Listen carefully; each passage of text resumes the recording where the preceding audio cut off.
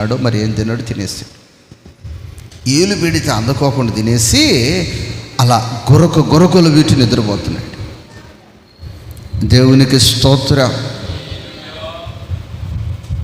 నా ప్రియ దేవుని బిడ్డలారా, ఆ కుటుంబ వ్యవస్థ ఎలా అయిపోయిందంటే, ఆ ప్రయాణ పరిస్థితులు ఎలా అయిపోయాయంటే భయంకరమైన పరిస్థితుల్లోనికి ఇచ్చేసింది. యోనా గ్రంథము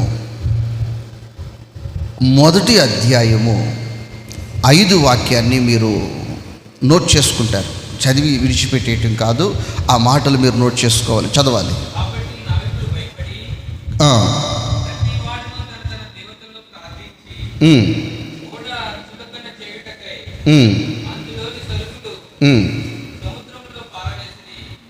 సముద్రములో పారవేస్తూ ఉన్నారు. అయ్యా, ఖరీదైన ఆహార ధాన్యాలు కదా, విలువైన ఆహార ధాన్యాలు కదా, ఏంటయ్యా సముద్రములో వేసేస్తూ ఉన్నారు అంటే, వారు చెప్తున్నారు, వాడ సులకను చేయబడు నిమిత్తమో, వాడ తేలికవు నిమిత్తమో ఆహార ధాన్యాలను, సరుకులను, విలువైన వాటిని మేము ఆ యొక్క సముద్రములో వేసేస్తా ఉన్నాం.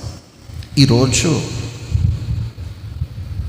కొన్ని కుటుంబాలలో బిడ్డలకు ఆస్తులుగా మిగలవలసిన ధనాన్ని ఈ బిడ్డలు భుజించి తినవలసిన ఆహార ధాన్యాలు వారి కష్టార్జితము వడ్డీల రూపములో, ఇంకా మరికొన్ని రూపములో అనేకులు అనుభవిస్తున్నారు. నీటి పాలైపోతుంది, సముద్రపు పాలైపోతుంది. దీనికి బలమైన కారణము ఏమిటంటే, ఆ కుటుంబములో స్తుతి లేదు, ఆ జీవితములో ప్రకటన లేదు. యానా బాబో, నా సరుకులన్నీ సముద్ర పాలైపోయింది, నా కష్టార్జితం అంతా సముద్రములో పాడవేసే పరిస్థితులు వస్తున్నాయి. దానికి బలమైన కారణము ఏమిటి అని చూస్తే, ప్రకటించవలసిన నీవు, స్తుతించవలసిన నీవు, ప్రార్థించవలసిన నీవు ఆ ప్రార్థనను మర్చిపోయి, ఆ ప్రకటనను మర్చిపోయి, ఆ స్తుతి మర్చిపోయినందున నీ కష్టార్జితము నీ భార్య బిడ్డలు అనుభవించకుండా అనేకులు అనుభవించవలసి వృధా అయిపోవలసిన పరిస్థితులు ఉన్నాయి. నా ప్రియ దేవుని బిడ్డ, నీ జీవితంలో శ్రమ పడుతున్నావు, ప్రయాసపడుతున్నావు, నీకు సుఖము లేదు, నీ బిడ్డలకు సుఖము లేదు, శాంతి లేదు, సమాధానము లేదు. దానికి కారణం ఎప్పుడు నువ్వు గమనించావా? నీ జీవితములో స్తుతి ఎప్పుడు ప్రారంభించబడుతుందో, నీ జీవితములో ఎప్పుడైతే ఆ ప్రకటన ప్రారంభించబడుతుందో, నిన్ను పట్టి పీడిస్తున్న సమస్త విధమైన దరిద్రత తొలగిపోతుంది. మీరు సర్వలోకమునకు వెళ్ళి సర్వ సృష్టికి సువార్త ప్రకటించమని చెప్తే, నా ప్రభు చెప్పినట్లు చేస్తే, వారు చెప్పిన మాట, అయ్యా మాకు కావలసినవన్నీ మా పాదముల దగ్గరకు వస్తున్నాయి. అక్కడ నేను చదివితే, వారి పాదముల యొద్ద పెట్టిరి అని రాయబడింది. మరి ఈ యోనా పరిస్థితి చూసినట్లయితే, ఇతడు తినవలసినవి, ఇతడు అనుభవించవలసినవి, ఇతనికి ఆస్తిగా మిగలవలసినవి కూడా సముద్రపు పాలైపోతున్నాయి. ఏ పాలైపోతున్నాయి? సముద్రపు పాలైపోతున్నాయి. ఇక సముద్రములో పోసినవి ఇక మరలా వస్తాయా? అలాగా మీరు పోగొట్టుకున్న ఆహార ధాన్యమే కావచ్చు, ధనమే కావచ్చు, అది ఏ రూపాన పోతుందో అది తిరిగి వచ్చే అవకాశము లేదు. ఆ విషయాన్ని సహోదరుడా గుర్తించాలి. నా దేవుని వాక్యము చెప్తున్న మాట, యోనా యెషయా గ్రంథము 40వ అధ్యాయము 9వ వాక్యాన్ని చదువుకుందాం. యెషయా ప్రవచన గ్రంథము 40 అధ్యాయము 9 వాక్యం.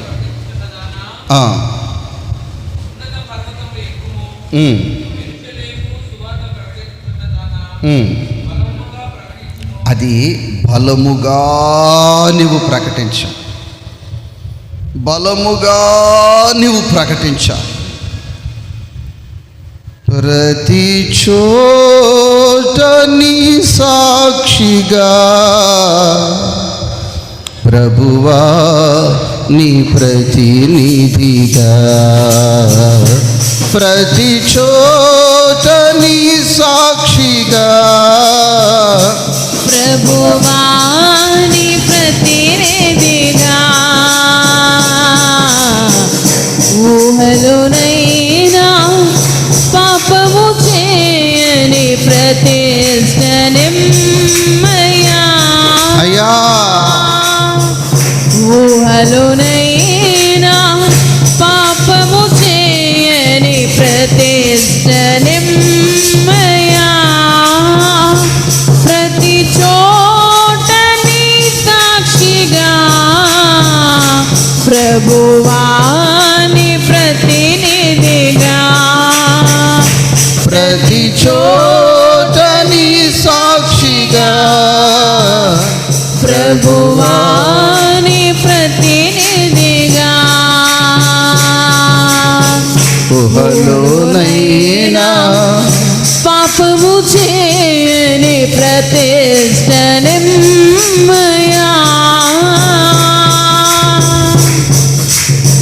దుర్బోధలు ప్రబలి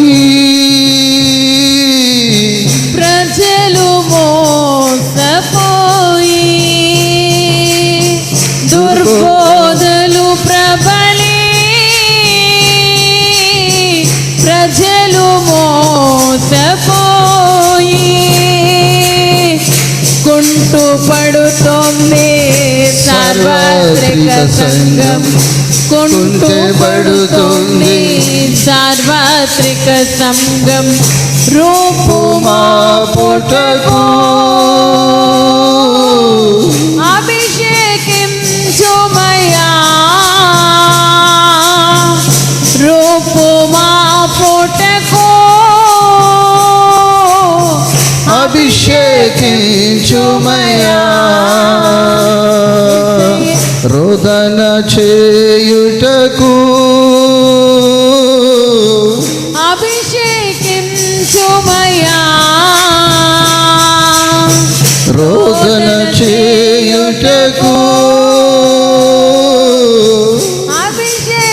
అభిషేకించుమయ్యా, మహిమలో చేరుటకు అభిషేకించుమయ్యా, మహిమలో చేరుటకు అభిషేకించుమయ్యా, యేసయ్యా యేసయ్యా అయ్యా, యేసయ్యా యేసయ్యా యేసయ్యా యేసయ్యా యేసయ్యా యేసయ్యా, ఊహలోనైనా పాపము చేయని ప్రతిష్టనిమ్మయ్యా, ప్రతి చోట నీ సాక్షిగా ప్రభువా నీ ప్రతినిధిగా, హల్లెలూయా. ఆయనకు ప్రతినిధిగా నీవు ఉంటే, ఆయనకు సాక్షిగా నీవు ఉంటే, నీ జీవితంలో చెప్పసఖ్యము కాని ఆనందము, ఆశీర్వాదము దొరుకుతుంది. ఈరోజు సమాజంలో చూసినట్లయితే సాక్షి, ప్రతినిధి ఉంటారు.